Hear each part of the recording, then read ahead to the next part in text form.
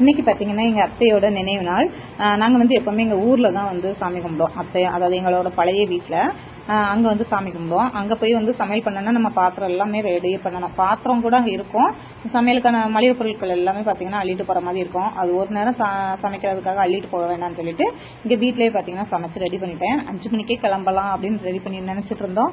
மாலை வந்து சொல்லியிருந்தேன் கொண்டு வரதுக்கு. அத்தைக்கு மாமாவுக்கெல்லாம் ஃபோட்டோவுக்கு அங்கே சமாதிக்கெலாம் போடுவோம் இல்லையா, அதுக்கெல்லாம் கேட்டிருந்தேன். ஆனால் அது வந்து இன்னும் வரல. வந்தோன்னே கிளம்பலான்னு சொல்லிட்டு தான் வெயிட் பண்ணிகிட்டு இருந்தோம். வீடு பார்த்திங்கன்னா நேற்றே வந்து கழுவிட்டேன். நான் குமரன் அவங்க அப்பா 3 பேரும் வந்து கழுவிட்டோம். வீடு பார்த்திங்கன்னா மண் வீடுங்கிறதுனால அப்படியே கொஞ்சம் ஈரமாக இருந்தது. நல்லா இருந்தது, நல்லா குளிர்ச்சியாக சில்லுன்னு இருந்தது. அண்ணி எல்லாரும் பார்த்திங்கன்னா இனிமேல் தான் வருவாங்க. அண்ணி பேரங்க மட்டும் 2 பேரும் வந்துட்டாங்க. இவங்க நான் வந்துட்டேன்னு சொன்னாலே வந்துடுவாங்க. நல்லா ஜாலியாக இருக்கும். அவங்க இல்லைனாலுமே பிள்ளைங்க இருந்தால் தான் நல்லா அந்த விளையாடுறதுக்கு சத்தம் இருக்கிறதுக்கு நல்லா இருக்கும். இல்லைன்னா தனியாக இருந்த மணிக்கு இருக்கும்.